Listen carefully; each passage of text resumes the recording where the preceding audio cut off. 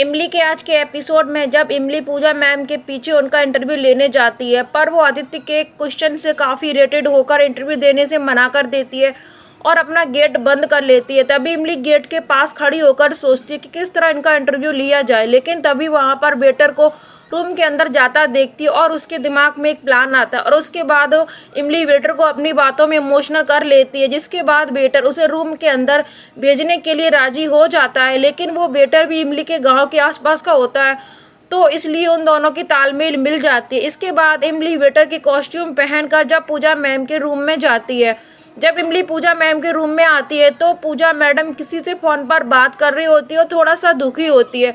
इसके बाद इमली पूजा मैडम को रुमाल देती है और उनको समझाती है, पूजा मैम आप बहुत से लोग हैं जो करेला खाकर अपने मुंह का स्वाद बिगाड़ लेते हैं, आप उनकी बातों पर ध्यान मत दो। उसके बाद पूजा कहती है मुझे घर जाना है, पर ये कॉन्फ्रेंस वाले मुझ पर ज़ॉम्बी की तरह हमला कर देंगे और सुबह की हेडलाइन बनेगी कि पूजा अपने खुद के कॉन्फ्रेंस में रो पड़ी। उसके बाद इमली पूजा मैडम से कहती है मेरे पास एक प्लान है, मैं आपको बाहर निकाल सकती हूँ। इधर ऑफिस में आर्यन से एक एम्प्लॉय पूछता है आपने आदित्य को उस कॉन्फ्रेंस में क्यों भेजा, जबकि आप जानते हैं आदित्य उनका इंटरव्यू नहीं लेगा। जिस पर आर्यन उनसे कहेगा मैं यही चाहता हूँ, ये तो आदित्य इंटरव्यू लेकर आए या फिर मैं उसे सजा दूँ। दोस्तों यहाँ पर आर्यन सिंह राठौर के दिमाग में एक अलग ही प्लान चल रहा होता है। वह आदित्य को जॉब से निकालना चाहता है या फिर बड़ी सी पनिशमेंट देना चाहता है। उधर पूजा ओबरॉय की ड्रेस पहनकर इमली बाहर आती है और मीडिया के सामने अपना ड्रामा करने लगती है। तभी मौका देखकर पूजा ओबरॉय वहां से निकल जाती है। इसके बाद जब इमली बाहर आती है तो वो देखती है कि पूजा तो उसे भी छोड़कर चली गई। फिर वह कहती है ये तो मुझे भी छोड़कर चली गई, अब तो मेरा बॉस मुझे खा ही डालेगा। इधर घर में सभी लोग रेडी होकर पूजा से मिलने के लिए निकल रहे होते हैं कि तभी मालिनी वहां पर आ जाती है और उनसे कहती है आप कितनी देर में आ जाओगे। तभी रूबी कहती है कैसा सवाल पूछ रही हो, जिस पर मालिनी कहेगी वो एक्चुअली इसलिए पूछ रही हो काहे कि आप लोग जब भी इमली से मिलने जाते हो आप लोगों का टाइम का पता ही नहीं रहता। जिस पर बड़की काकी कहती है मालिनी अगर तुम्हें किसी चीज की जरूरत हो तो तुम हमें फोन कर देना, हम आ जाएंगे। इसके बाद फैमिली के सभी लोग पूजा को देखने के लिए घर से निकल जाते हैं। तभी मालिनी सोचती है सभी लोग के जाते ही मुझे मौका मिल जाएगा और मैं अपने सारे सबूतों को मिटा दूंगी। इधर बेचारी इमली गाड़ी के पास खड़ी होती है, काफी उदास होती है। तभी पीछे से पूजा आवाज देती है और उसे थैंक यू कहती है और कहती है आई हेट कॉन्फ्रेंस, मुझे इन पत्रकार और उनकी पत्रकारिता से बिल्कुल नफरत है, क्योंकि ये लोग कभी भी कहीं भी पहुंच जाते हैं और उटपटांग से क्वेश्चन करने लगते हैं। तभी इमली पूजा ओबरॉय से कहती है सभी रिपोर्टर एक से नहीं होते हैं, मैं भी एक रिपोर्टर हूँ। उसके बाद वो अपनी ID प्रूफ दिखाती है, जिसके बाद पूजा इमली से कहेगी तुम भी इंटरव्यू के लिए इतना सब कुछ किए हो। उसके बाद इमली उसे समझाती है कि ऐसा कुछ नहीं है, हमें एक मौका दीजिए, हम आपसे कोई ऐसा सवाल नहीं पूछेंगे जिससे आपको इरिटेशन हो। इसके बाद पूजा इंटरव्यू के लिए रेडी हो जाती है और कहती है चलो गाड़ी में बैठो, वहीं पर इंटरव्यू ले लेना। तभी वहां पर आर्यन की मॉम और सिस्टर भी आ जाती है जो इमली से उसके हालचाल पूछने लगती है। तभी अर्पिता कहती है आज तुम ऑफिस नहीं गई। तब इमली उनको बताती है कि आज हम बहुत बड़ा असाइनमेंट मिला है, पूजा ओबरॉय का इंटरव्यू लेना है। इसके बाद आर्यन की मॉम कहती है मुझे भी मिलवा दो पूजा ओबरॉय से। इसके बाद इमली आर्यन की मॉम को पूजा ओबरॉय से मिलवाती है तो आर्यन की मॉम पूजा ओबरॉय को देखकर कहती है आप इस रुमाल में अपना ऑटोग्राफ दे दीजिए। इसके बाद वो अपना ऑटोग्राफ देती है और इसके बाद आर्यन की मॉम और सिस्टर वहां से चली जाती है।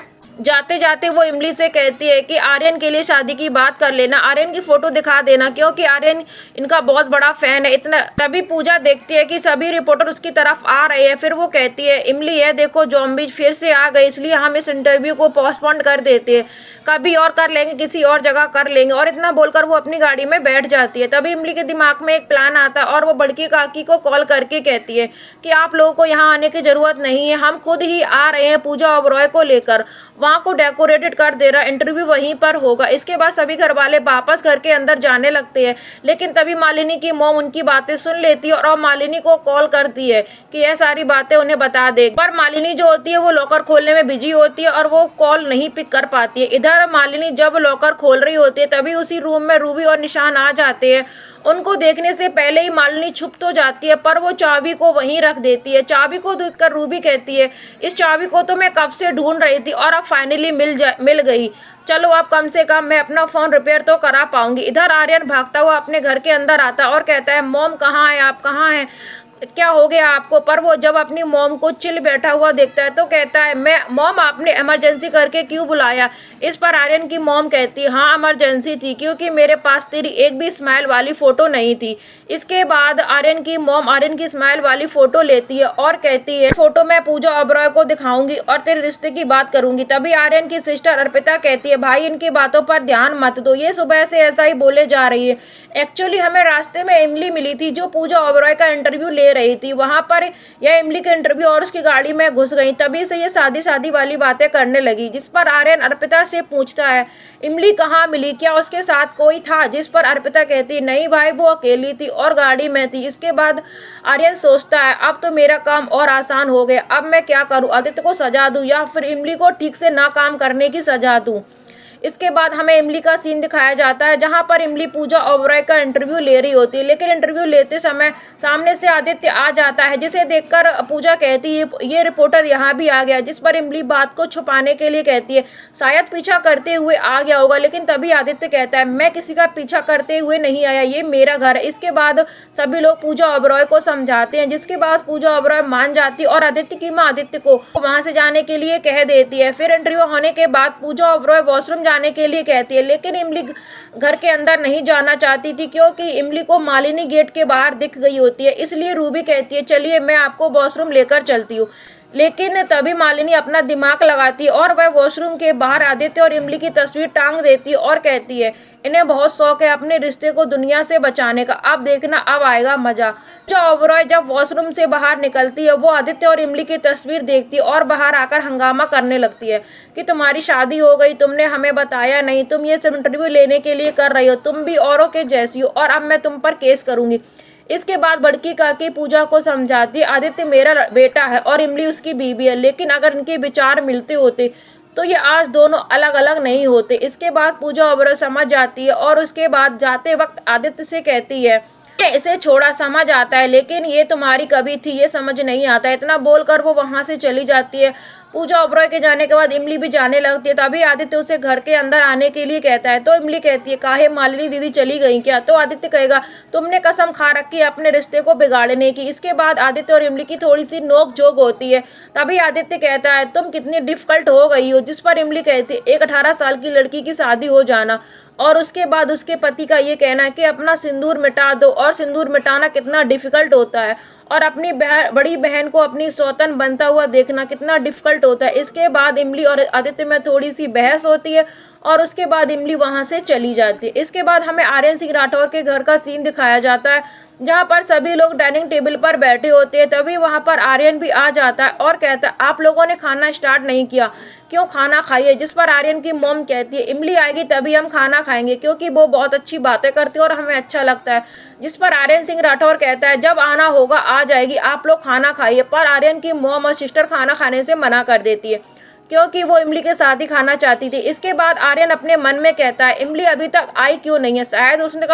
शायद उसका इंटरव्यू पूरा नहीं हुआ होगा और अपना मुंह कहीं पर छुपा रही होगी। अगर इमली और आदित्य की वजह से मेरे काम में कोई नुकसान हुआ तो अच्छा नहीं होगा। इधर आदित्य के घर का सीन दिखाया जाता है जहां पर बड़की काकी और काका होते हैं। बड़की काकी कहती है, हमें हर बार इमली से मिलने के बाद उसे विदा करना पड़ता है, पता नहीं आदित्य कब अपनी गलती को मानेगा और कब सुधारेगा।